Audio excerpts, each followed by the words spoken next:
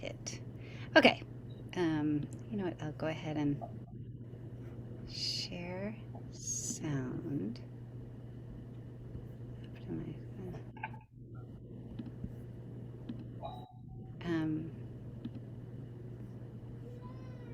Here.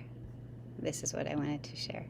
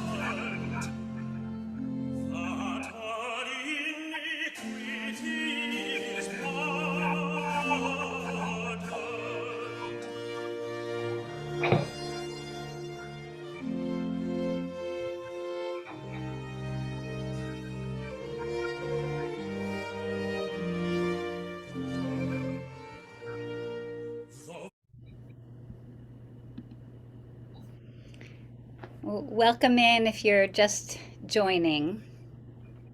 I wanted to begin today with uh, words of Isaiah, and I'll say more about that in just a moment. So let's join together and acknowledge all the many things that we have on our minds and just let them go on pause for the moment, for the next hour or so. And let's say this bracha to acknowledge this time of study together. Please join me. Baruch atah Adonai Eloheinu melech haolam asher kidshanu b'mitzvotav v'tzivanu la'asok divrei Torah. We are now officially in the 7 weeks of comfort. We have crossed the threshold over Tisha B'Av. I have to say, some days I just look at everybody that I get to study with and feel my emotions coming right to the surface. So if I seem a little tearful this morning, just roll your eyes and we can keep going. So I'd like to, for the next 7 weeks, take just a few minutes at some part of every hour we have together to look at the Isaiah reading, because we're in a time of just very, very beautiful and very nourishing prophetic text. And it always has been, I think, for our people, but in a time when many of us feel like there's so much wrong in the world, to hear Isaiah's encouragement, his constant insistence that there is a future, there is light, there is hope, there is going to be a return home, which is, we can understand on so many levels, not just a physical return home, but a return to the things we know that are meaningful for us, that bind us together, that help us move forward. That's all packed into these texts. And so today, to begin with just that little opening part of this week's Haftarah, which begins the 7 weeks of Haftarot, of comfort, which of course, as we know, will lead us right to Rosh Hashanah. Let me go ahead and screen share because I do have the words up for us. And I had just a blast going through different YouTube recordings of this gorgeous piece. If you're not familiar with it, it's by George Frederick Handel, and from his magnificent work, The Messiah, in which he takes passages from the Hebrew Bible and presents them in a whole different light, speaking about a different leader who spoke about love and light in his time. But it comes from what he would have called the Old Testament. And here's that text, that opening couple of verses from Isaiah that we begin every year this week. So I bring this up not only because it's beautiful, because we are on the receiving end once again of this really, really nourishing, I keep coming back to that image of nourishing us text that says, be comforted. Of course, it famously repeats itself, Nachamu, Nachamu, Ami, be comforted, my people. And the rabbinic tradition that compiled this Jewish calendar that we're in chose this 7 weeks of Isaiah to bring us from Tisha B'Av, from the enormous trauma of the loss of our temple, of our city, of our connection with God, which is how our ancestors would have understood it, to remember that our connection with faith and God is present even in the midst of devastation. So Isaiah says here, be comforted, and let's hear words of tenderness towards Jerusalem. And most importantly here, Ki mal'a tzva'a, ki nirtza avona, ki lakcha miyad Adonai kiflaim. The time of suffering is done. You've paid your debt, Israel, Jerusalem in particular. You've paid for your sins, and now it can be a new season of rebuilding and faith in the future. Okay, so just that little bit of kind of context now to look back at Deuteronomy. So to continue our journey through this final book of the Torah. And I have a whole bunch of text to screen share with you from Devarim. This week, the second week of Deuteronomy, is famous, important to us, because it is going to be the restatement of the Ten Commandments. So the reenactment of Sinai is brought up here. And then following on after that is the Shema and Ve'ahavta. So some pretty important material that comes into our spiritual practice. So it's not just Torah text, but it becomes part of our regular tradition of prayer and study just from this week. I want to ask you to just go with me for a minute in imagining the different relationships of history that are going on here. So remember last week, as we were introducing, we were kind of opening the book of Deuteronomy for the first time, and we looked at some commentaries that tried to explain the creation of the book of Deuteronomy. And remember, we looked at that passage from 2 Kings that described perhaps the revelation of Deuteronomy during the time of King Josiah. I always like to say, was it discovered or was it just created at that time? In the Tanakh, it says it was discovered.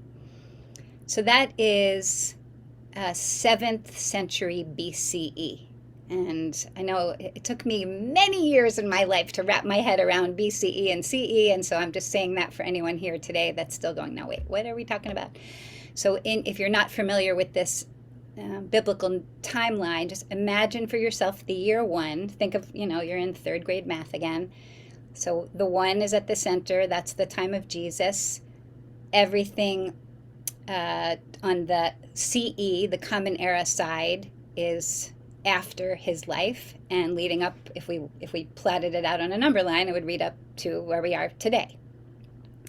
Everything on the other side of it is BCE. We call that before the Common Era, and goes backwards the way they can do that in math. So the year one is later than the year two, etc. So it's kind of counterintuitive. So 7th century is 600 years before the time of Jesus, if I can use that as a reference point, since we do in Western civilization. Everybody with me so far? You can say no. I'm just looking to see. Okay.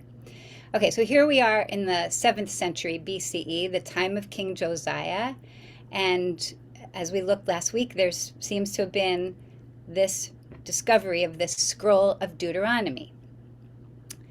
And I'm asking us just to hold that image in mind, because now I'd like to look with you at the text of Deuteronomy from this week and remember this suggestion, this theory, that it was written perhaps for the people of that time, of 7th century BCE.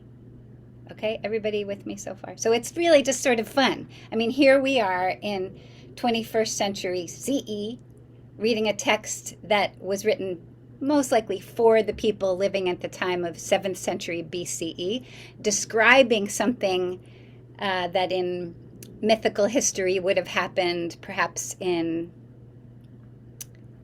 the 12th century BCE. So going back, about 500 years or so.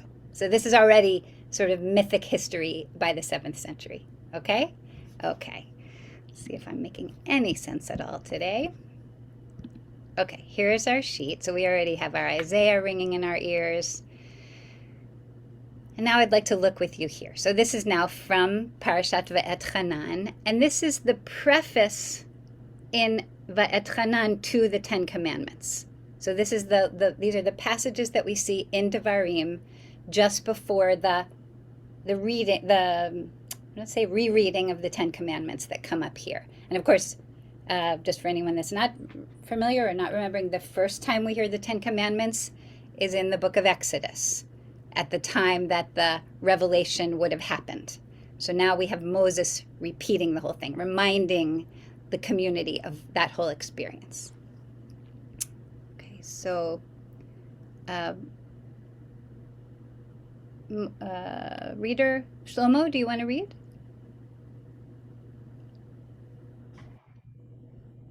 ויקרא משה אל כל ישראל, ויאמר עליהם, שמע ישראל את החוקים ואת המשפטים אשר אנוכי דובר באוזניכם היום. Okay, pause for a second. So Shlomo, bear with me. I want to pause a few times just to unpack some words here, okay?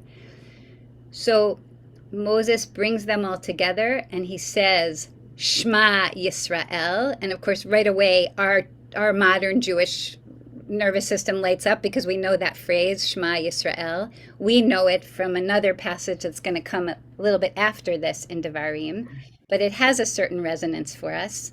Listen, all of Israel, to the laws and statutes, chukim umishpatim, asher anochi dover ba'oznechem, that I, God, am speaking into your ears. I'm speaking into your ears. It's not like a remote experience. I'm speaking right to you. And when am I speaking to you? Now, today, right now. Okay, so let's hold on to that. And Shlomo, would you keep going? ולמדתם אותם ושמרתם לעשותם. אדוני אלוהינו כרת עמנו ברית בחורב. Okay, so now Moses is invoking the experience at Sinai. Chorev is another name for Sinai in this text. And koret, karat, is a biblical terminology for establishing a covenant. So God established this covenant at Sinai. Keep going. Lo et avotenu karat Adonai et habrit hazot, ki itanu, anachnu, ele po hayom, kulanu chayim. Okay.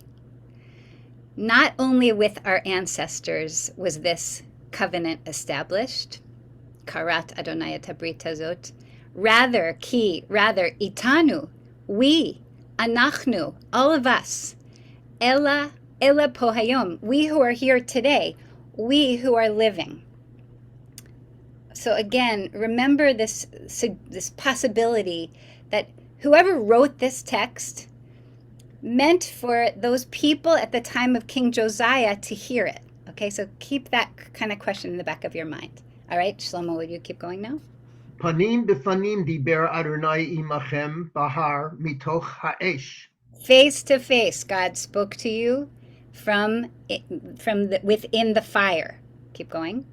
Anochi omed ben Adonai uvenechem ba'et hahi, lahagid lachem et devar Adonai, ki yiretem mipnei ha'esh, v'lo alitem bahar, lemor. Okay, so Moses is saying, God was trying to bring it right to you, but you actually were afraid. Where are we? Ki yiretem. You from yirah, which is awe, but also in this case, really, I think more fear. You were afraid to be on the direct receiving end, so I, Moses, had to mediate between you. Okay, and then the last part. Anochi Adonai Elohecha, asher hotzeiticha me'eretz Mitzrayim mi-beit avadim.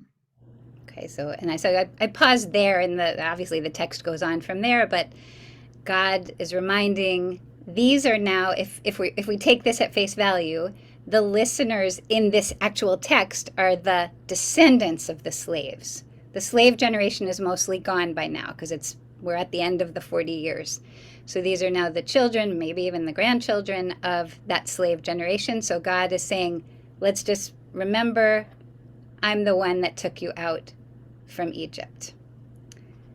Okay, so I want to just pause here and ask for any thoughts that are coming up, any questions, anything. Audrey, go ahead. Listen, I'm sorry, everybody, if you use your raise hand function, I can definitely see your hand raising. So go ahead, Audrey. I think it's really interesting, and I've seen this a few times throughout the Tanakh, where this notion of face to face, because, Moses asked to see God's face and only can see his shadow or his back. And here he's proclaiming that God spoke to you face to face. I know out of the fire you said, but it's kind of like, so is God showing his face? Is he having that relationship, or is he not? And it seems like some of that information is being emphasized because of this kind of a rewrite, because they're speaking at a different time to people to really emphasize this is what you're supposed to be doing. God is telling us this. Okay, great. And hold on to this thing about panim bepanim. So first of all, remember that this is the very thing Moses asks for. He says, let me see your face. Remember back in Exodus? And God says, you can't see my face. But in fact, in Moses' retelling of this to the children of Israel, as far as Moses is concerned, it was a face-to-face interaction. That's one piece to sort of paradox to hold on to. And another that I'm just sort of to echo Audrey here, as we go through the texts for today, this question of God's image is going to come up. Like, can we actually see God? Are we not part of a tradition that tells us we can't see God and we can't be involved in a spiritual practice that requires us to see anything? That's called idolatry. Okay, I think Bob Barkin, did you have your hand up? Just one. The point being that God made a covenant with us at Horeb, and then he makes the point, it was not our ancestors that he made this covenant with, but us, the living. And it's kind of this enduring promise, the whole idea at Sinai that we were all at Sinai. Yeah, I think I skipped over. That was my attempt at a title for today, based exactly on this phrase that Bob Barkin is pointing us to. That somehow there is no our idea of linear time is smashed here, and somehow we all stood at Sinai. We're all going to stand at Sinai. Um, I'm sure that some of you have had that experience of meeting someone that you're sure you know from somewhere, and you go, well, let's see, high school? No. Summer camp? No. I don't know, nursery school, whatever it was. And then finally you just throw up your hands and say, Sinai. Okay. Okay. Let's see, is this Gil? Or Jerry? Jerry, go ahead. Well, the idea that you don't see God, but apparently in this section, we're told that they heard God. Mm-hmm. They're supposed to listen with their ears. It says God spoke to Ba'oznechem. Yeah, so yeah. that seems very corporeal. Mm-hmm. Yes, it does. But also at Sinai, it uses the word kolot, Mm-hmm. the voices, but it meant the thunder and the lightning and all of that, but it did use the word kolot. Right, and it even says, I think, Yidaber bekol. I'd have to go back and look it up. But God spoke in a voice, so like you could hear it. Human beings could hear it. Okay. All right. I want to just share a couple of classical commentaries on this passage from Deuteronomy. Okay, so let's see. First, so this is Robert Alter. And I have to admit to you that I don't know really what the words accusative and nominative mean. I even looked them up. I still don't understand how they work grammatically, but what I want to get to is later in what he has to say. Would somebody read this? Robert Alter, the heavy emphasis. Sure. The heavy emphasis of Moses' language, in which, exceptionally, us in the accusative is followed by we in the nominative, and then the triple language of spatial and temporal presence here, today, alive, powerfully dramatizes the logic of reenactment at the heart of Deuteronomy. This book is framed as a renewal, the rehearsal of the law. Its initial 7th century BC audience is constantly invited to imagine itself in the shoes or sandals of the Israelites who stood before Moses just east of the Jordan as he repeated the law. Moses' rhetoric, in turn, repeatedly evokes the physical, witnessing presence of the audience he addresses as he reiterates the divine law revealed a generation earlier at Sinai. Great. Thank you, Debbie. So here, Alter is noting this powerful, as he says, the triple language of spatial and temporal presence. Here, today, alive. Those of you who are here now hearing this covenant is with you. And then he goes on to mention, and this is what I keep coming back to, as we read this, imagine that the people, its first audience were these 7th century BCE Judeans, again, living under the rule of King Josiah, who are being invited to imagine themselves standing at Horeb, at Sinai, etc. Okay, so now a couple of, I think, brief classical comments.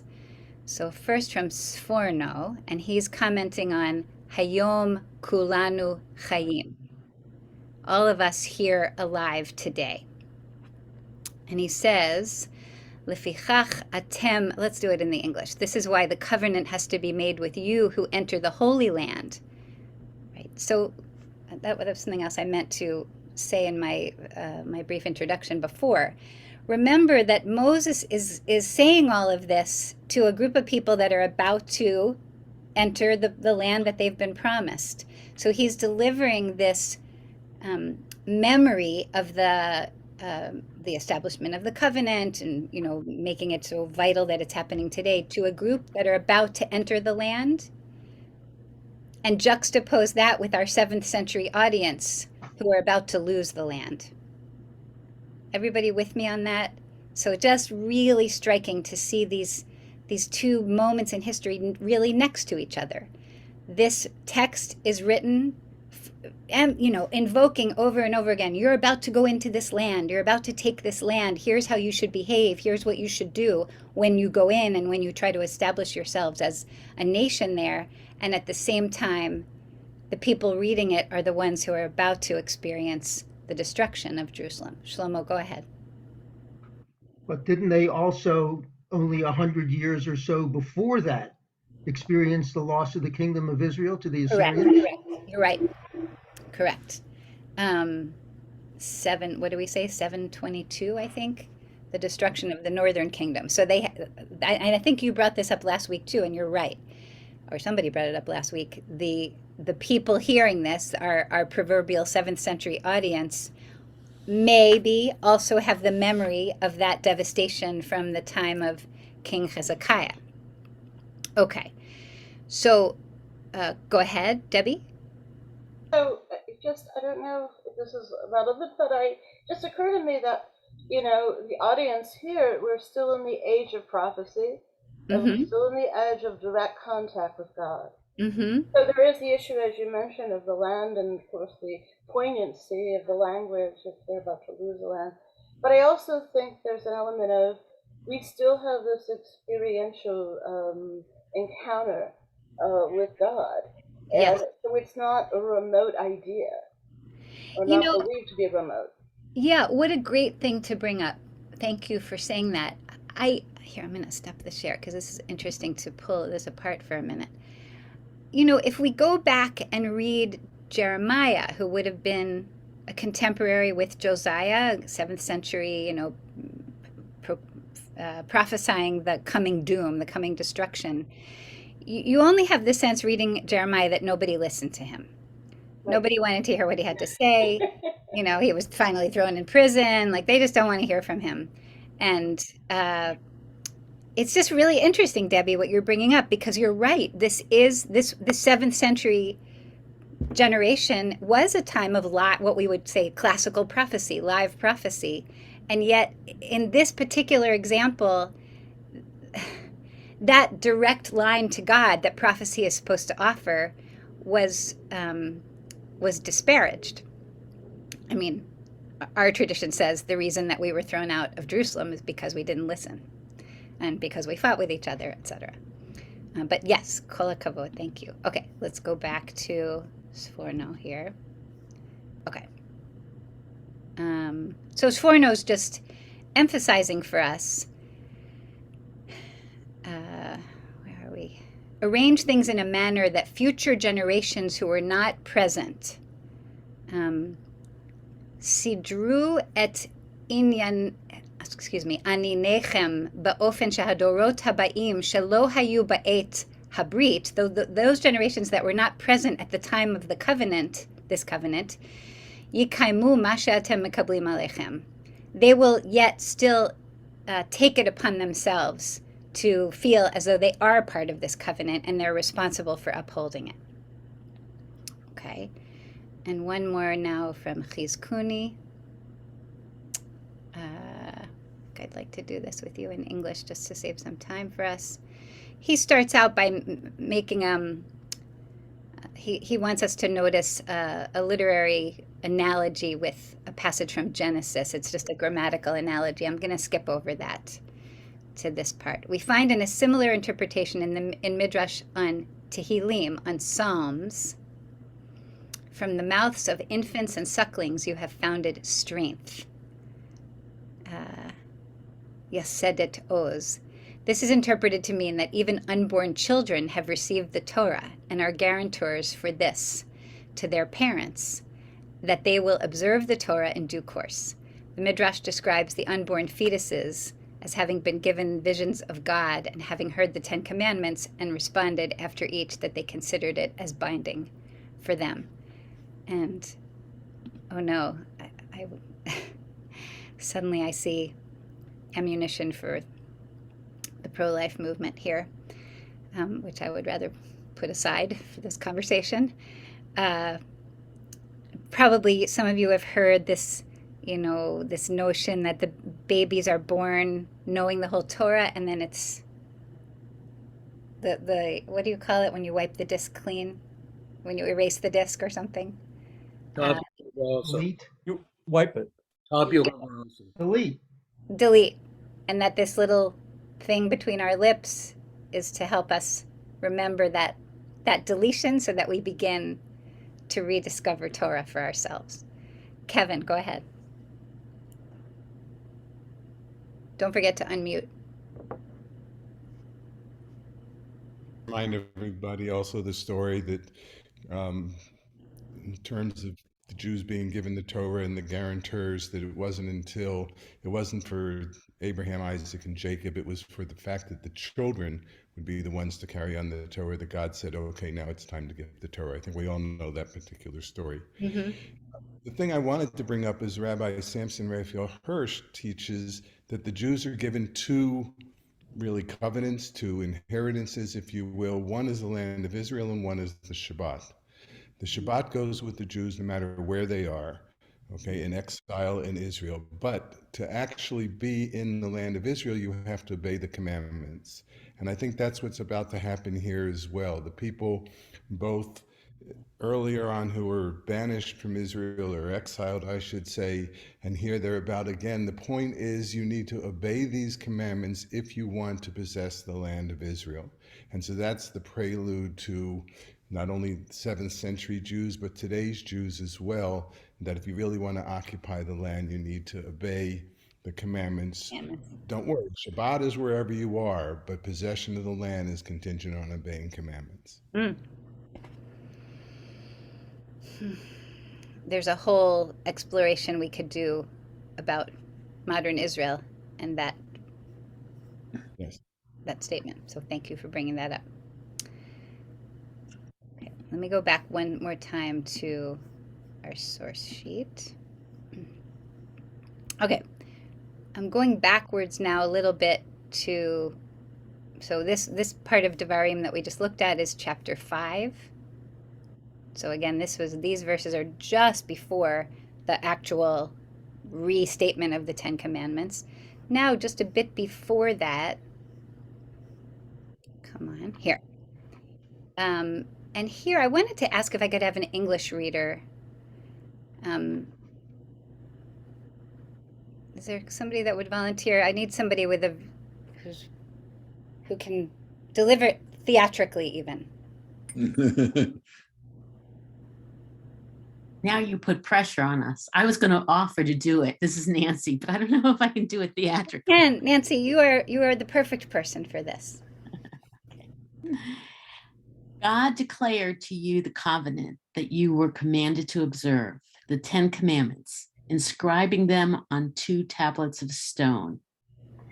At the same time, Adonai commanded me to impart to you laws and rules for you to observe in the land that you are about to cross into and occupy.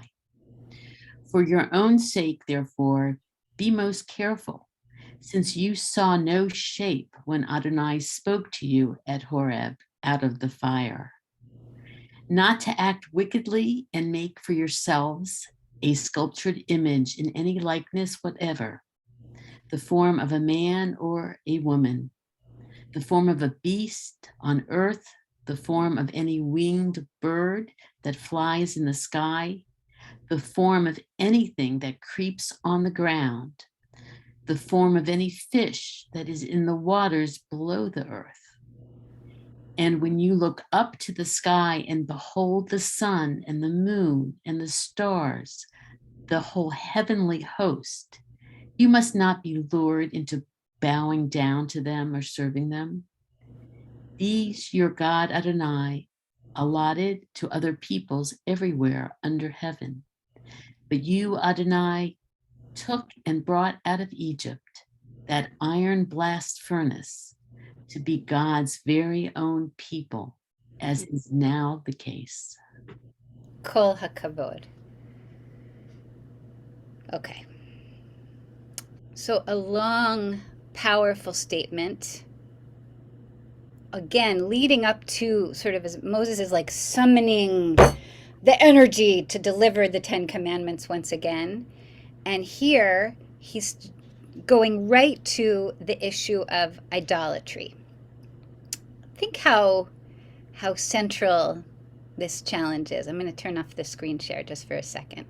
So idolatry, when you read through the prophetic chapter, the chapters of the different prophets, you see the scolding about idolatry over and over again. The prophets are really upset about this. And we also have, I can't help but think of the last paragraph of the Shema, the end of the Shema, where we say, Velo taturu acharechem, acharei einechem. Don't follow the wanderings of your heart or the wanderings of your eyes, which I think is also a direct reference to, you're going to get like at least curious, if not really interested in what we would call idolatry. And of course, idolatry meant one thing in biblical times, but I don't think it's really gone away in our times. It just looks different now. It's not about bowing down to a statue anymore. It's about feeling mesmerized by some other false power in our lives. You all could come up with lots of examples, I'm sure. So this is just such a constant drumbeat in the biblical period, the prophetic period in particular. Luther, go ahead. Just to quickly observe that sometimes it actually is bowing down to a statue, and we see that in reality because there are some faith traditions that still, endow physical representations with the properties of that which they're supposed to represent. Mm-hmm. The statue is a metaphor then, but we also see it in a very negative way. Look at all the people that object when we remove statues from the public square. Yes, for sure. I was going to say something else and I already lost track of what I was going to say, but yes, thank you for bringing that up. Oh, I know what I was going to say. When you were mentioning about, hang on, Mark, I'll come to you in just a sec. When you were mentioning about the fact of idol worship, or bowing down to statues, let's say, in other traditions, I don't know what that means to those practitioners, so I can't judge them. I do know over the years, I've had conversations with people over and over again about, is the Torah somehow an idol? We march it around the room and we kiss it and we touch it and we dress it up and it's like it seems awfully close to some kind of idolatrous practice. And I know of at least one member of Adat Shalom who's very learned and very active participant who refuses to kiss the Torah because she says, it just that close to idolatry. And of course, the classical rabbinic answer would be that the Torah is not an idol. It's the ideas in the Torah that we are showing reverence for, not expecting the Torah itself to enact any response for us. Okay, Mark Wolf and then Steve Brody, and then we'll go back. So for me, this draws a great contrast between this and building the Mishkan. Mishkan, we have lots and lots of rules, and we're able to build a very, very unique, very special, singular item. Mm-hmm. Here we would run the risk of not having a unique item that would be dispersed across many lands or many spaces, and there would be potential for competition, which is the right one. It looked like. Well, it's great to bring up the Mishkan, the portable sanctuary that the children of Israel were, according to the Torah, were instructed to build, and it seems important to me to link that. I mean, since you're bringing it up, some people teach that the Mishkan, the divine instructions for the Mishkan, came about as a response to the golden calf, as if God's self was saying, I get it. These people need something physical. They can't deal with this theology, so to keep them clear of building golden calves, let me give them some architectural paperwork here, and let's build something so that they, in their humanity, will at least feel like there's something physical they can relate to in their search for faith. So thank you, Mark, for bringing that up. Steve Brody. So first, let me ask if you can hear me, because I'm out in the park underneath the canopy Yes, of some trees. we can hear you. We can't see you. We wish we could see you on your trees, but Well, I can I can momentarily turn it on, but I've been walking, so I didn't want to. it's very divine, Steve. It's like in the Torah. We can hear your voice, but we can't see your face. From the great, from the great. Oh, now I think we just lost your voice too. Sorry, pushed the wrong button there. Oh. So specific to this, to the comment about the Torah as a, potentially an idol, so to speak. I long ago, more than a decade ago, reconstructed my practice, and based upon comments from Rabbi Ira Eisenstein of blessed memory. Mm-hmm. And I remember in some of the sessions that some of us were privileged to have in his apartment, Mm-hmm. that he spoke about how at the earliest days of his ministry, he also had trouble with that and had stopped kissing the Torah. And the congregation he led was in such an uproar over it. How could a rabbi not kissing the Torah? Right. So that he then relented because of quote unquote the peer pressure. Yeah. And what I have done is just I touch the Torah with my talit, and then I take it to my heart and I pound my heart. Mm-hmm. Essentially the metaphor of taking these words, these expressions of Torah to heart. Yes. In my life. So yeah. That's came directly from interaction with Rabbi Ira. Wow, I very much appreciate hearing that. Thank you for sharing that. It makes us also think of the end of Aleinu, where we say, not the end, the middle of Aleinu, V'hashevota el levavecha. You have to return these teachings to your heart again and again, and hold them there. So I have more to say on that, but I want to come back. Okay, Jerry, last thing. And by the way, here's where I am. Yeah, it looks pretty lovely. Thank you. Okay, well, Jerry, go ahead. Yeah, Steve brought up the sessions with Rabbi Ira. Yeah. I also was there. And that's the reason, if anybody notices, that I don't kiss the Torah either. Because also it smacks of idolatry. It does, but perhaps even more so because Ira thought it smacks of idolatry. Yeah. Because Ira thought so. Yeah, for me, this is Steve again, it conjures up kissing the ring or kissing the hand or whatever, the act of kissing, to me, to an object or to a person, that's in a way symbolic of how we kiss the Torah, that just conveyed in some of our minds. And Jerry, I'm pleased to hear Jerry is in the same camp from Rabbi Ira's observations about that. Okay, great. Thank you. Looks like Nancy, you just put your hand up.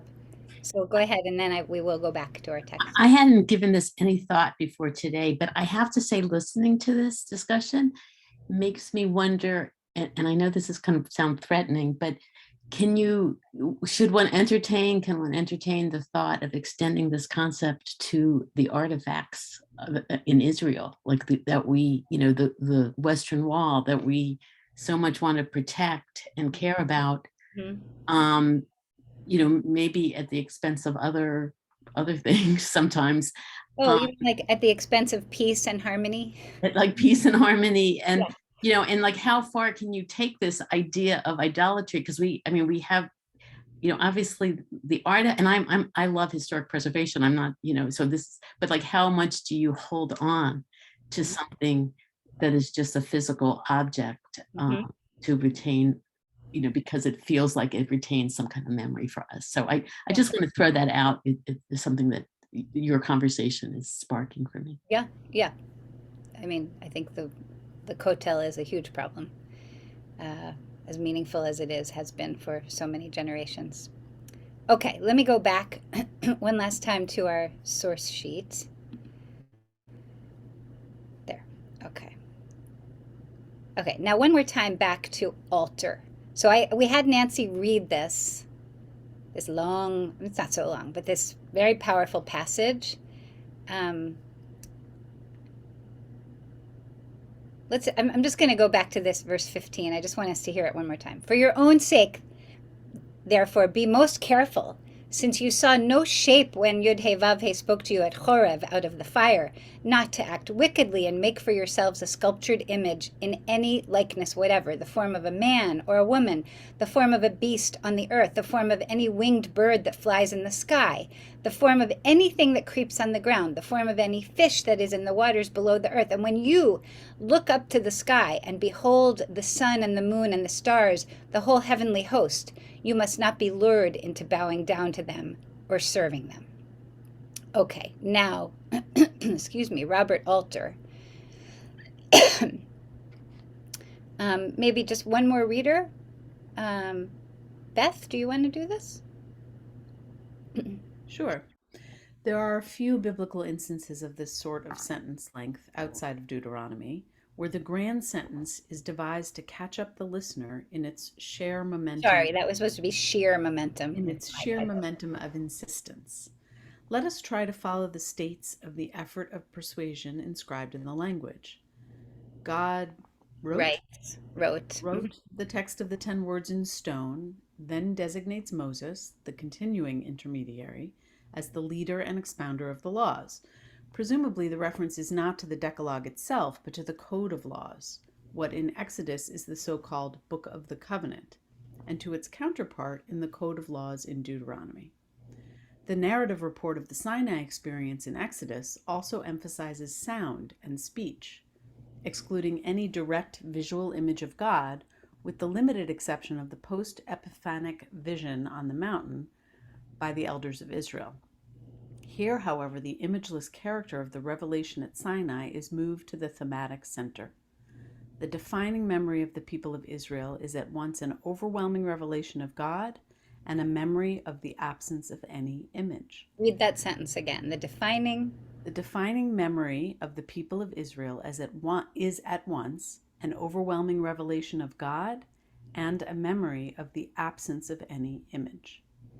That memory of any absence then becomes the warrant for an enduring imperative to avoid all worship of images, never to confuse the representation of any living thing in the created world with the exclusive divinity of the Creator.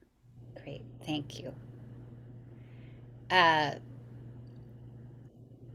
want to take this now into one final look, final for today, I mean, look back at 2 Kings. Okay, so let me pause for a minute. So let's put ourselves back. It's once again the 7th century BCE. We're living in the time of King Josiah. Small little Judah is sandwiched between, sorry, I'm just going to be backwards on Zoom, but picture it in your mind's eye. The little kingdom of Judah is like in a vice, basically, between Egypt and Babylonia. These two giant superpowers constantly really fighting with each other for control of Judah. And depending on which king you consult with and which season of monarchy, you get different reactions to this political reality. In this particular time, if we kept reading through the book of Kings, we would find that Josiah thinks that he is going to be able to beat back the Egyptians, and so he dies trying.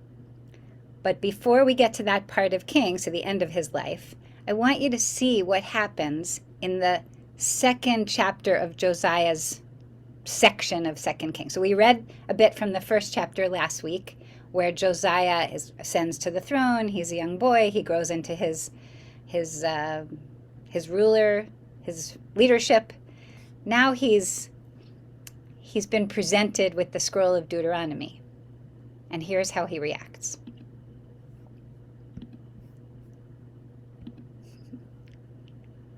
Okay, now one more reader. Audrey, would you read? Yeah. king summons all the elders of Judah and Jerusalem assembled before him. The king went up to the house of the Lord together with all the men of Judah and all the inhabitants of Jerusalem, and the priests and prophets, all the people, young and old. And he read to them the entire text of the covenant scroll which had been found in the house of the Lord. Okay, so again, the covenant scroll we're talking about is Deuteronomy. Deuteronomy. May not have been exactly Deuteronomy as we know it today, but it was the material that became Deuteronomy. Okay, keep going. The king stood by the pillar and solemnized the covenant before the Lord, that they would follow the Lord and observe his commandments, his injunctions, and his laws with all their heart and soul, that they would fulfill all the terms of this covenant as inscribed upon the scroll. And all people entered into the covenant. So then, pause for just a second, Audrey.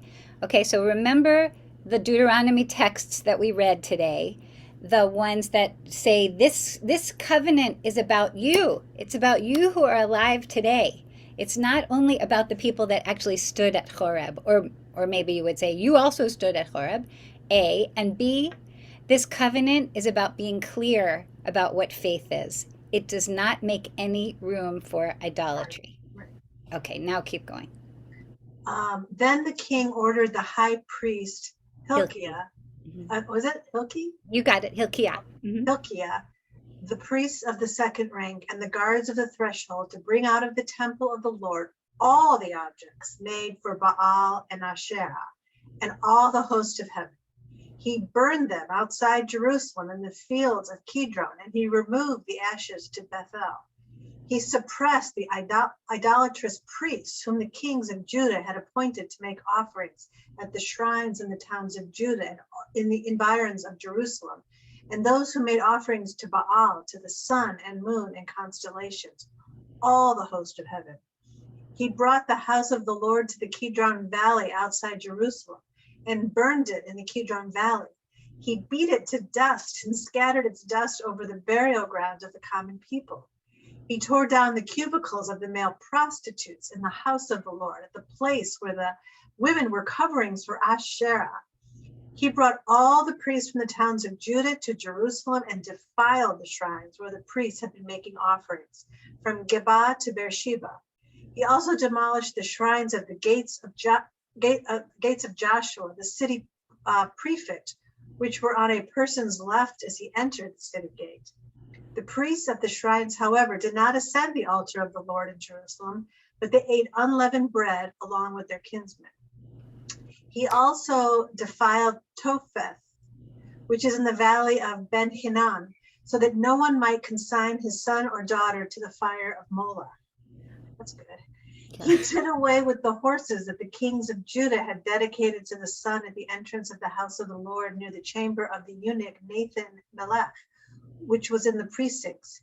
He burned the chariots of the sun, and the king tore down the altars made by the kings of Judah on the roof by the upper chamber of Ahaz, and the altars made by Manasseh in the two courts of the house of the Lord. He removed them quickly from there and scattered their rubble in the Kidron Valley. The king also defiled the shrines facing Jerusalem to the south of the Mount of the Destroyer, which King Solomon of Israel had built for Ashtoreth. Okay, Audrey, I'm gonna. Yeah, he did a lot. Yeah, so My goodness. so you almost made it to the end, but Yeah. and I debated about whether even to put this whole thing in. Thank you, Kol HaKavod. That was a fast scroll. Yeah, I just think that to hear this language, it's quite dramatic. Right. It really paints a portrait of here's Josiah having read perhaps, I don't know, these passages that we just read and saying, okay, here we go. And look at what it says, gathering up all the people, perhaps all the people of voting age, you know what I mean. They probably didn't bring the women and children with them, etc. But a whole community of people so that they could see. He wanted them to see that idol over there? Done. We're burning this. We're getting rid of that. We're going to realign with this covenant and with what the text of Deuteronomy has to say to us. Steve, go ahead. Just don't forget to unmute. It strikes me that this is an act of exorcism, and that doesn't work. And maybe this is the reason he's defeated in battle. That you cannot erase images like this, that this in itself is an attempt to establish control. It's you're saying Josiah is making an attempt to establish control. Yeah.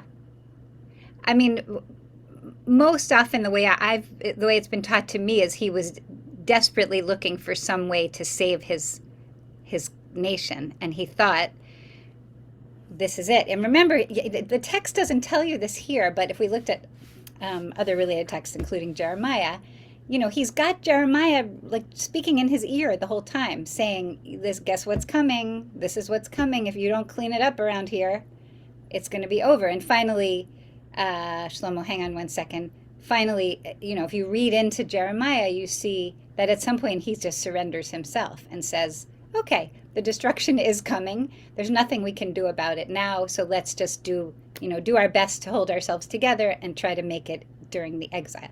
Shlomo, go ahead. Well, I was just going to ask the question. My understanding was that Jeremiah lived at the time of the Babylonian exile, which is still in the future. Well, Go ahead, sir. That's all. My understanding is that he lived during the time of the Babylonian exile. He died during the time of the Babylonian exile. He was alive when it began, but he is the central prophetic voice who prophesies that it's coming, the Babylonian destruction of Jerusalem. So this would have been, I bet we could figure out exactly what year, but this would have been several years before that final destruction of Jerusalem. And Jeremiah is present during all of that. Okay, last couple of comments before we wrap up here. Kevin and then Audrey. Or Kevin? Both last week and this week, I keep thinking of the story of Jonah. And the people of Tarshish turn away from their evil ways, and God saves them. And why, if Josiah was able to do all of this, does God allow the Jewish people to go into exile? Had they crossed the line too far already? It just seems like repentance in Tarshish works, and it doesn't here. Wonderful, wonderful connection to bring up.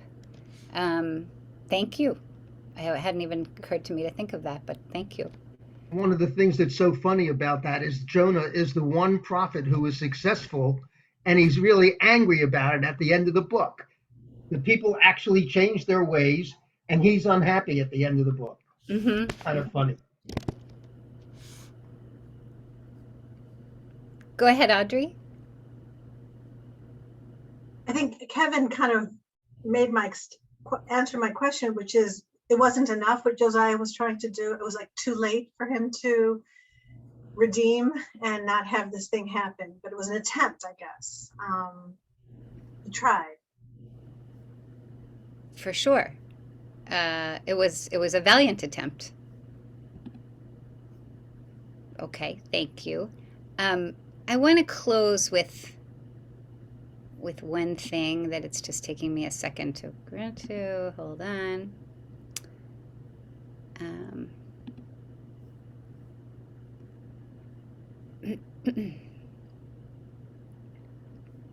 Okay. I think I can screen share this.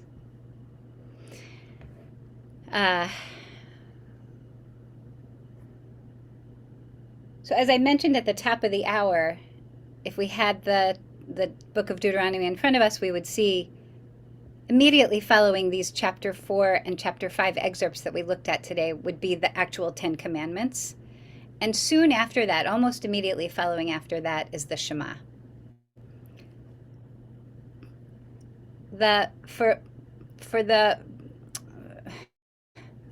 Initially, the 10 Commandments were included as a part of the recitation of the daily prayers. And at some point, it was decided by the rabbis that it was actually limiting people's understanding of their responsibility to observe the mitzvot. They were beginning to think the 10 Commandments were all they were responsible for, when actually, in rabbinic tradition, as we all know, there are we say there are 613. we know that some number of those 613 are temple specific, so you can't observe them anymore anyway, which is just fine with us, with me at least. I'll speak for myself. But they were replaced with other passages from the Torah to still emphasize the covenant, still emphasize the commitment that is expected by the covenant, but broadened so that you wouldn't think you're only responsible for these 10. What I want to share with you by way of closing today is the last paragraph of the Shema, which we say with our tzitziot wrapped around our fingers to remind ourselves about this. And so here it is in English. This is an excerpt from the book of Numbers, which you'll recognize. Okay, we say, if we were saying it in Hebrew, Vayomer Adonai el Moshe, Daber el Bnei Yisrael, etc. Keep those fringes and make a thread of blue on each one. We had another session recently where we were looking at the meaning of the blue, that it's meant to remind you of the heavens, of God's presence perhaps. And look at the last part of the paragraph. When you have these fringes wrapped around your finger, you will look upon them, oritemoto, and you'll remember the commandments. Sorry about that. Uzachartem et kol mitzvot Adonai. You'll remember all the commandments. Va'asitem otam. So you have to remember them and then do them. Velo tatur acharei levavchem ve'acharei einechem asher atem zonim achareihem. You will not get distracted or get pulled into some kind of perhaps idolatrous seduction. It says zonim, the thing that you kind of go whoring after. You have to stay in line with these commandments and with this covenant. And I'm ending here because this is how at least I understand this Deuteronomic text in all of its historical, touch points is landing in our hands today. Sorry, this text in front of us is from Numbers, but the idea laid out in the Deuteronomic texts that we just looked at today is saying the same thing to us. And in our tradition, the way we do that is by getting together to pray, because if we have to do it alone, we're liable to get distracted by too many things. So thank you all for tuning in here this week. Everyone have a good rest of the week. Stay hydrated and cool, and we will continue our journey through this last book of the Torah. How much? Rachel. Bye. Thank you.